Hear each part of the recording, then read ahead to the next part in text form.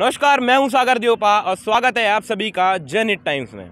और आज मैं मौजूद हूं देश की राजधानी और दिल वालों की दिल्ली में। और इंडिया गेट जो दिल्ली में स्थित है, आज हम यहां पे आए हैं जनता से जानने कि वायु प्रदूषण जो कि दिन प्रतिदिन बढ़ता जा रहा है और दिल्ली का जो AQI इंडेक्स है वो 400 के पार हो चुका है और जो आंखों में चुभन हो रही है लोगों को। और यहाँ पे जो राष्ट्रपति भवन है वो विजिबल नहीं है।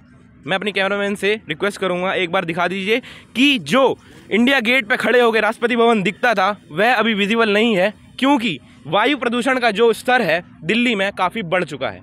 तो आज हम जानेंगे अपनी जनता से राय कि इस मुद्दे से रिलेटेड सरकार को या आम जनता को क्या क्या कदम उठाने पड़ेंगे जिससे कि इस वायु प्रदूषण को रोका जा सके।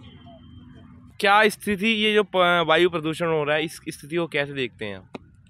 बहुत गंभीर चिंताजनक विषय है। सरकार भी इस पर चिंतित है, सुप्रीम कोर्ट चिंतित है, पूरा दिल्ली NCR चिंतित है। सब घरों के अंदर बंद हैं, मजबूरी बस बाहर निकलना पड़ रहा है। बच्चों की सेहत के ऊपर बहुत बड़ी आफत आई हुई है।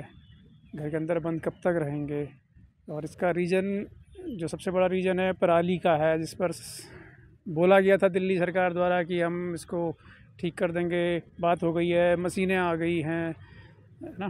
तो सबने विश्वास भी किया कि शायद अगले साल ये ना होना, ये सब नहीं होगा। तो हवा नहीं चल रही है। अगर हवा तेज़ चल रही होती तो ये वो कह देते कि हमने प्रयास किया था, देखो इस बार ये पॉल्यूशन नहीं हुआ, हमने इंतज़ाम किया और हमारे सब सफल हुआ। अपनी पीठ ठोकती दिल्ली सरकार। अभी क्या है कि हवा तो वैसी ही है जो इस मौसम में हर वर्ष होती है। तो पराली का धुआं चारों तरफ से घेरे हुए है। पंजाब में ज़्यादा, हरियाणा में भी ज़्यादा दिखा रहा है। जो मैप है गूगल का, जो साइट है, सेटेलाइट का इमेज, और हो सकता है यूपी का भी हो, उसके बारे में मुझे ज़्यादा मालूम नहीं है, वो दिखा नहीं है। तो इसमें कोई राजनीतिक बात ना करते हुए सभी को, कोर्ट को भी और सरकारों को इसके ऊपर संज्ञान लेना चाहिए। बहुत ही गंभीरतापूर्वक, एक गंभीर विषय है और दिल्ली वर्ल्ड में सबसे ज़्यादा पॉल्यूटेड बताई गई है। इससे खबर से क्या होता है कि मतलब न्यूज़ चैनल जब दिखाते हैं ना, तो उससे एक तो सच में है ही, लेकिन खबर देखने, अखबार पढ़ने से ना मानसिक रूप से भी और आदमी प्रदूषित हो जाता है। मतलब जो जिसको मालूम नहीं है उसको ही पता लग जाता है। वो भी घर के अंदर भी कोई कुछ खरीद रहा है, कोई मतलब प्यूरीफायर खरीद रहा है, किसी के पास बजट है, किसी के पास नहीं है। क्या करेगा? अपना रोटी पानी, ये सब्ज़ी खाएगा या मतलब इसकी चिंता करेगा? तो वो डर के मतलब सहम जाता है। जिसको नहीं भी मालूम है मीडिया के माध्यम से उसको ही पता लग जाता है। फिर फेफड़े का कैंसर है, डॉक्टर और डरा देते हैं। डॉक्टर स्टेटमेंट देते हैं कि बहुत गंभीर स्थिति है, मरीज़ बढ़ रहे हैं। उससे आम जनमानस और चिंताजनक हो जाता है। चारों तरफ से आफत है जी। तो क्या लगता है कि आपको कि ये पराली जलने से ही प्रदूषण हो रहा है या फिर डीजल और पेट्रोल के वाहनों से भी? डीजल और पेट्रोल के वाहनों से तो जो नॉर्मल पॉल्यूशन होता है वो तो है ही ना, वो तो अचानक से नहीं बढ़ गए ना। अचानक से क्या बढ़ा, बताइए? मतलब क्या, मतलब जैसे अर्थशास्त्र में ना अन्य बातें समान रहने पर, अन्य बातें तो डीजल और जो पेट्रोल है ना वो अन्य बातें हो गई। वो कांस्टेंट पूरे साल भर कांस्टेंट हैं, वो उनमें बढ़ाव चढ़ाव नहीं आया है। जब तक कि कोई मतलब अजीब तरह की घटना ना हो जाए कि गाड़ियाँ ज़्यादा चलने लग जाएं, वो तो समान है। वो जो नॉर्मल जो AQI जो कहते हैं इंडेक्स जो है पॉल्यूशन का, वो तो समान ही है अभी भी। अचानक से क्या बढ़ा जिसकी वजह से ये हुआ? फिर कुछ लोग कहते हैं कि पटाखे चले। पटाखे कहाँ चले? अभी तो बैन लगाया हुआ है और वो उनका भी रोल उतना नहीं है। वो भी कई सालों से हर साल होता है। अब वायु को दोष देंगे तो वो तो हमारे हाथ में नहीं है। तो आपको क्या लगता है कि सरकार अपनी तरफ से जो काम कर रही है वह सही है और जनता को क्या क्या प्रिकॉशंस लेने चाहिए? सरकार जो है ना इसमें मजबूर होती है, क्योंकि पॉलिटिकल इशू हो जाता है। किसानों के ऊपर ज़्यादा दबाव नहीं डाला जा सकता। उन लोगों की भी मजबूरी है, उनको खेत तैयार चाहिए अगले सीज़न की बुआई करने के लिए। अगर उनको खेत तैयार नहीं मिलेंगे तो वो असर भी घूम फिर के जनता के ऊपर पड़ेगा। हमें किसानों का भी उतना ही ध्यान रखना पड़ेगा, इसलिए उनके ऊपर दबाव, क्योंकि वो सबसे उपेक्षित वर्ग है, किसान वर्ग। तो उनके पास सबसे सीधा सरल उपाय होता है कि खेत को आग लगा देना। अब सरकार को ग्राम पंचायत लेवल पर है मुश्किल, लेकिन असंभव नहीं है। उनको पहले से ही जागरूक कर देना कि हम आएंगे, हम आपके यहाँ मशीन लगाएंगे, हम यह उपचार करेंगे। कोऑपरेटिव बना के लोगों को जागरूक, जैसे जो संगठन, जैसे यहाँ पे दिल्ली में जब कोई होता तो सामाजिक संगठन, बच्चे लोग सब स्कूलों से आके उनको किसानों को जागरूक करते हैं, उनसे पटाखे ना जलाओ करके स्कूलों में लेक्चर दिए जाते हैं। ऐसे ही किसानों के बच्चे उन सबको अपने माँ बाप को समझाएं और वो क्या जागरण जन जागरण अभियान चलाया जाए 1-2 महीने 3 महीने पहले से कि भी हम ओथ लेते हैं, जैसे हर चीज़ की ओथ ली जाती है वैसे ओथ ली जाए कि भी हम पराली नहीं जलाएंगे, क्योंकि हमारे बच्चे ही जो कि फ्यूचर में वो फेफड़ों से के रोगों से ग्रसित हो जाएंगे, कैंसर हो जाएगा। तो इस तरह से सामाजिक तरह से भी जागृत किया जाए और सरकार जो मशीनरी आदि करके जो इनोवेटिव जो टेक्निक्स हैं उनके माध्यम से भी मशीनें वहाँ अवेलेबल रहें, उनसे खरीद लिया जाए। जैसे कि पिछले समय किसी राजनीतिक पार्टी के बड़े नेता ने कहा था कि हमने मतलब इसको पराली का से कुछ और चीज़ें बना रहे हैं, हम इसको फ्यूल के तौर पे यूज़ कर रहे हैं, तो वो किसानों तक नहीं पहुंचा ना, क्योंकि इतना बड़ा देश है एक साथ कैसे पहुंचेगा। धीरे धीरे धीरे इस पर सरकार को भी करने की ज़रूरत है और सुप्रीम कोर्ट को या हाई कोर्ट को भी दबाव डालने की ज़रूरत है। तो क्या लगता है आपको कि आम जनता को कुछ प्रिकॉशंस लेने चाहिए, अपनी तरफ से कुछ कदम उठाने चाहिए कि वायु प्रदूषण से बच सकें? बिल्कुल उठाना चाहिए। N95 मास्क सबसे सरलता से मिल जाता है, जन औषधि स्टोर पे 20-25 रुपये में अवेलेबल है, उसको यूज़ करा जाना चाहिए। वो 1-2 हफ्ते चल जाता है, वॉशेबल है। एटलीस्ट जनता ये तो कर ही सकती है, सुबह सुबह कर भी रहे हैं लोग आजकल। कोरोना की भयावह स्थिति के बाद अभी ये कुछ लोग करने लगे हैं, लेकिन नहीं कर रहे हैं, ज़्यादातर लोग नहीं कर रहे हैं अभी, क्योंकि उनको आपाधापी सुबह ऑफिस पहुंचने की, स्कूल पहुंचने की उसमें लगे रहते हैं और उससे घुटन भी होती है। एक तो वैसे ही घुटन है, ऊपर से वही सांस अंदर ऐसे, मतलब वो इतना वो नहीं है, कारगर नहीं है। कह नहीं सकते, वैसे बहुत अभी तो बहुत बढ़ेगा, कह रहे हैं सुनने में तो आ रहा है कि अभी और बढ़ेगा।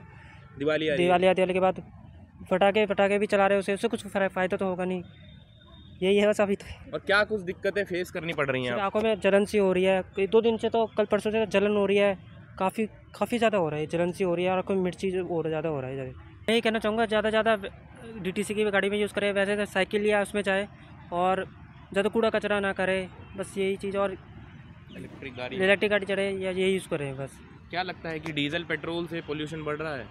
काफ़ी बढ़ रहा है, अभी बढ़ रहा है इससे भी।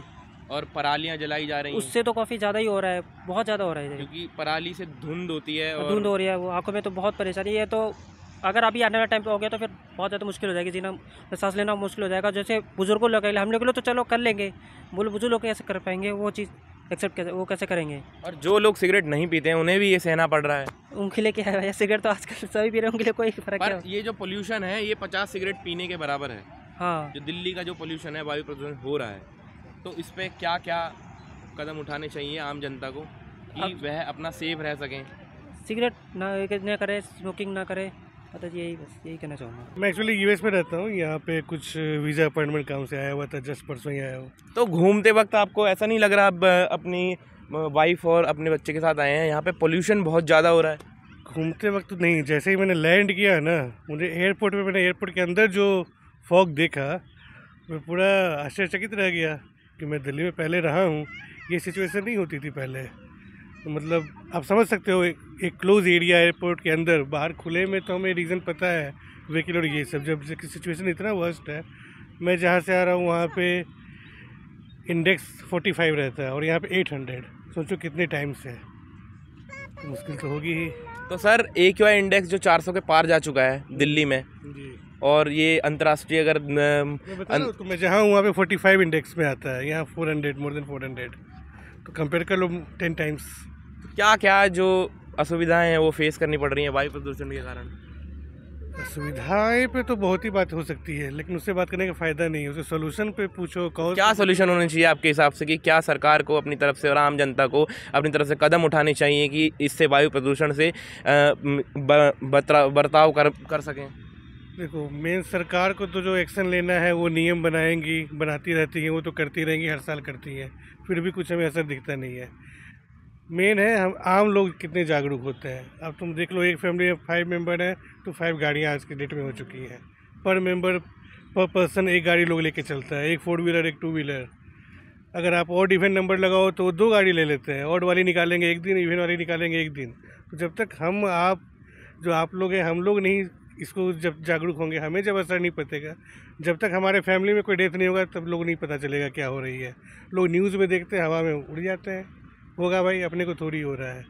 वही बात है। तो क्या लगता है, जैसे सरकार कदम उठा रही है वैसे आम जनता को भी अपनी तरफ से कुछ प्रयास करने चाहिए? जब पूरी प्रयास करेगी तभी से सोल्यूशन निकलेगा। सरकार कितना भी कुछ कर ले, सरकार डंडे मार के अंदर तो नहीं करेगी हर एक पब्लिक को, 100 में से 4 को पकड़ेगी, लेकिन बाकी 70, 80, 90 तो लेके घूम ही रहे हैं, कितनों को पकड़ के अंदर करेगी। तो आपके हिसाब से क्या क्या आम जनता को प्रयास करने चाहिए अपने हिसाब से, जिससे वायु प्रदूषण से बचा जा सके?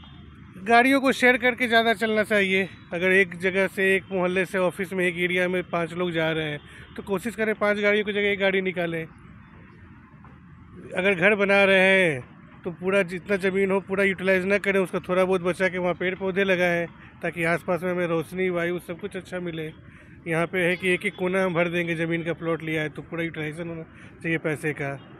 तो प्लान वे में तरीके में सरकार को भी इसमें खासकर घर वर कंस्ट्रक्शन में, जो क्योंकि घर का जो नक्शा होता है तो गवर्नमेंट के थ्रू ही पास होता है, उन्हें देखना चाहिए उसने कितना ज़मीन लिया है, कितना पे घर बना रहा है, कितना पे उसका स्कोप है, कितने पेड़ लगा रहे हैं, पौधे लगा रहे हैं। ये सब चीज़ मैंडेटरी करना पड़ेगा। ये लॉन्ग रन प्लान है, ये 1-2 दिन 10 दिन में होने वाली चीज़ नहीं है।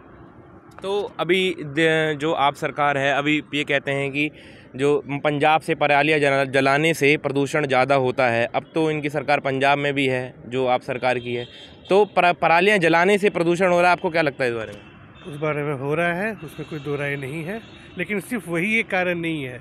सिर्फ पराली को रोकने, पराली के लिए तो स्कीम लाया है, पराली वो लोग किसान से ले रहे हैं, खरीद गवर्नमेंट ले रही है, उसे डिस्पोज कर रही है।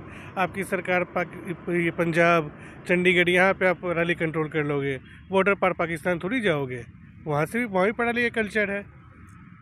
तो आप जो है लोकल पहले अपने ग्राउंड पे पूरा करो ना, बाकी वो चीज़ें दूर की कॉज है, वो सब पॉलिटिक्स में है। जब पहले कोई किसी और की सरकार थी तो तब से पराली रट लिया, यहाँ वो तो ब्लेम गेम का खेला है, ऐसा नहीं कि पराली ही सब कुछ है।